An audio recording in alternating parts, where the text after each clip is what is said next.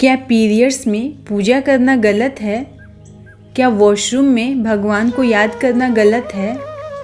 क्या हर बार नहाकर ही भोग लगाना ज़रूरी है? क्या वॉशरूम में भगवान को याद नहीं कर सकते? अगर ये सवाल कभी आपके भी मन में आए हैं तो आज की ये वीडियो आपके लिए है।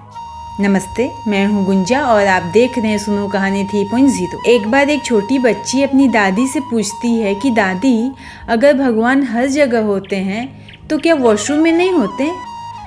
दादी कुछ पल के लिए चुप रही, फिर मुस्कुराई और धीरे से बोली, बेटा, हमने भगवान को नहीं बनाया है, भगवान ने हमें बनाया है, इसलिए वो सिर्फ मंदिरों में नहीं हर जगह होते हैं। फिर बच्ची ने पूछा कि तो फिर लोग क्यों कहते हैं कि वॉशरूम में बैठकर भगवान को याद नहीं कर सकते, वॉशरूम में बैठकर नाम जप नहीं कर सकते? दादी ने फिर बच्ची का हाथ पकड़ा और कहा कि बेटा, क्योंकि हम भगवान को समझने से ज़्यादा नियमों को मानना सीख गए हैं। हाँ, नियम जरूरी है, लेकिन उससे डरना जरूरी नहीं है। अगर तुम्हारा मन सच्चा है तो भगवान कभी तुमसे दूर नहीं होते, चाहे तुम जिस भी परिस्थिति में हो, जहाँ भी हो। बच्ची के चेहरे पर एक सुकून भरी मुस्कान आ गई। हमें बचपन से सिखाया जाता है कि ये शुद्ध है, वो अशुद्ध, ये पवित्र है, वो अपवित्र, लेकिन क्या भगवान भी नियमों में बंधे हैं? सच तो ये है कि भगवान ने हमें बनाया है, ये शरीर भी उन्हीं का दिया हुआ है।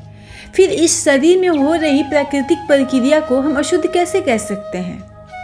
पीरियड्स कोई अपवित्रता नहीं है, ये तो प्रकृति का एक सुंदर और अहम हिस्सा है। पहले के समय में भी महिलाओं को पीरियड्स के दौरान 3 दिन पूजा पाठ और रसोई से दूर रखा जाता था, पर इसका मतलब ये कतई नहीं था कि वो अशुद्ध हैं। इसका मतलब था उन्हें आराम देना, क्योंकि उस समय शरीर में बहुत सारे बदलाव होते हैं, जैसे पेट दर्द होना, पेट में ऐंठन होना, पैर भारी भारी लगने लगना, बुखार जैसा महसूस होना, अन्य तरह के बदलाव होते थे, जिसमें उन्हें आराम देना जरूरी होता था। उन्हें 3 दिन का आराम इसलिए दिया जाता था ताकि उनका शरीर संभल सके। लेकिन समय के साथ लोगों ने इसे अलग अलग तरीकों से ले लिया और इसे अशुद्धता से जोड़ दिया। लेकिन सच्चाई यही है कि ये एक प्राकृतिक प्रक्रिया है और इसमें कोई अशुद्धता नहीं है। और जहाँ तक बात है नाम जप की, तो नाम जप कोई जगह देखकर नहीं किया जाता है, वो तो सच्चे मन से होता है, दिल से होता है। और जब दिल से होता है तो फिर कहीं भी कभी भी किया जा सकता है। चलते फिरते, उठते बैठते, सोते जागते, खाते पीते, वॉशरूम में, कहीं भी आप कर सकते हैं, इसमें कोई नियम नहीं है। हाँ, साफ सफाई जरूरी है, लेकिन हर समय डर में रहना, खुद को गलत मान लेना, कहीं मुझसे कुछ गलती तो नहीं हो गई, कहीं ये पाप तो नहीं हो गया, ये भक्ति नहीं है, ये सिर्फ एक मन का भ्रम है। याद रखिए, भगवान को आपकी बाहरी शुद्धता नहीं, आपके मन की सच्चाई चाहिए।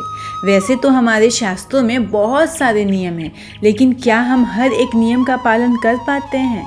शायद नहीं। इसीलिए कहते हैं कि प्रेम में कोई नियम नहीं होता। नियम नहीं था, सिर्फ प्रेम था, तभी तो ठाकुर जी कर्मा बाई के द्वारा बिना नहाए बनाए हुए खिचड़ी को खाने के लिए सुबह सुबह आ जाते थे।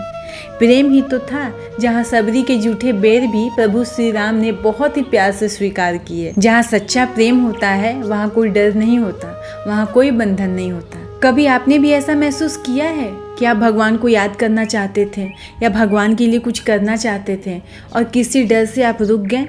हमें कमेंट में ज़रूर बताइएगा। देखिए, आप जहाँ भी हैं, जिस भी परिस्थिति में हैं, अगर आपका मन साफ है तो आप भगवान से जुड़ सकते हैं। बस ज़रूरत है थोड़े धैर्य की, थोड़े विश्वास की और अपने मन को शांत रखने की।